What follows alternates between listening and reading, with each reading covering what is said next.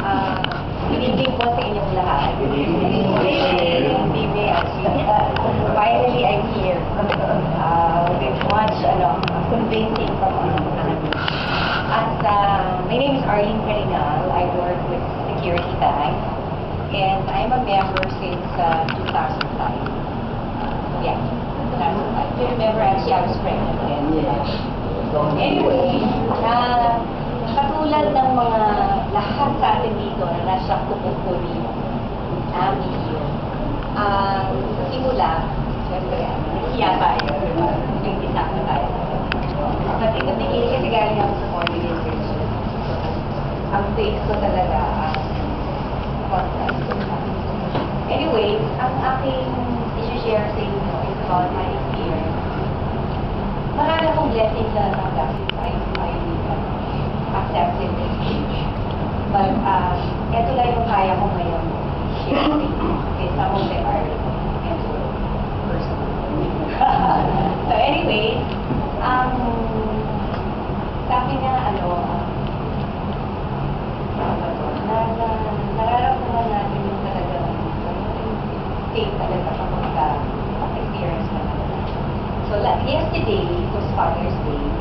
We had parang simple Father's Day celebration with the whole family at my sister's house. And at the same time, it was the birthday of my brother-in-law. We were celebrating their reconciliation. So we were having a good time with all our kids. Tapos, suddenly, they celebrate together.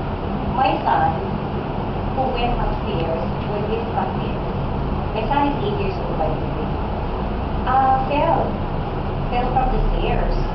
And it was quite medyo steep na stairs. So, siguro he was running and he missed a step. So, he fell down, flat, face down. So, so syempre pag face down, ano unang matatama? May mukha, diba? Mukha, and then heart here. Ako yung tao sobrang nervyosa at saka nagpapanik ako. Actually, laki namin. And I'm the person na at the sight of blood, I think, which happened yesterday talaga.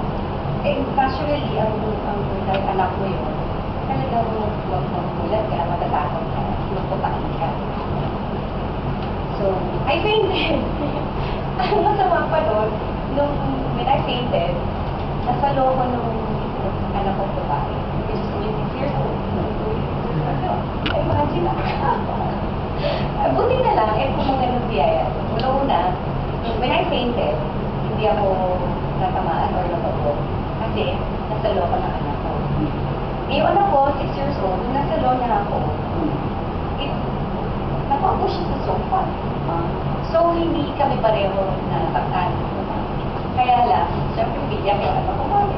She thought I died. Diba? Sabi niya, namatay na ako. So, Mama, wake up, don't die, don't leave me. Gano'n, diba? So, anyway, so, when everyone was there sa kabilang kwarto, tapos kinuha yung anak ko, basta nagsisigawan sila, si Miguel, dahil dugo. Kaya sinasabi pa lang dugo, hindi na ako.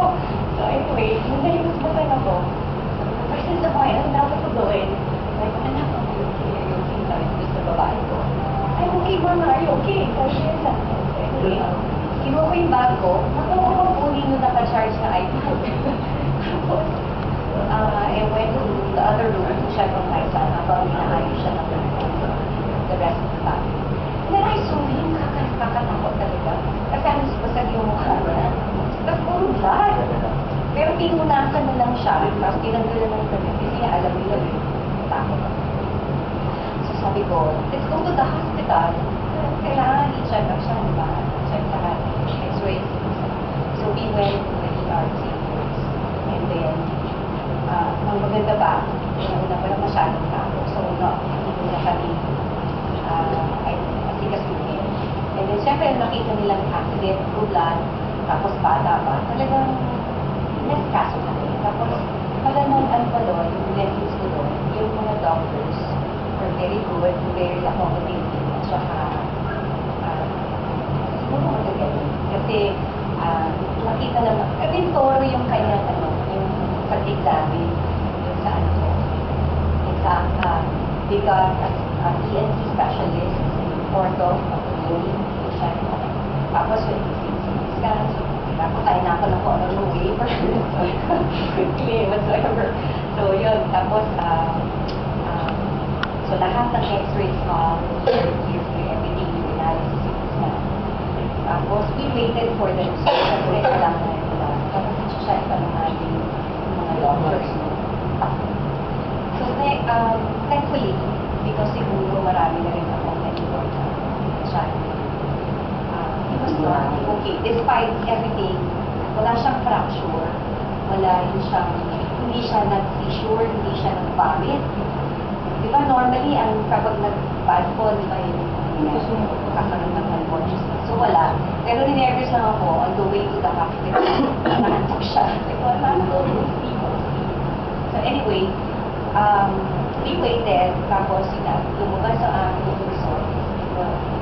Everything was normal. And, naturated na nagtito niya yung lungs niya. Nag-check yung teeth niya. And then, may broken na konti dun sa nose niya. But according to the doctor, he doesn't need any surgery because it will be healed by itself. It will be repaired by itself. So, yun yung mga blessings ko na I thank NCI, I thank namin pa rin kayo for giving us protection. So, I encourage everyone to try and try this sa mga first comer. Again, try it and for yourself. Thank you.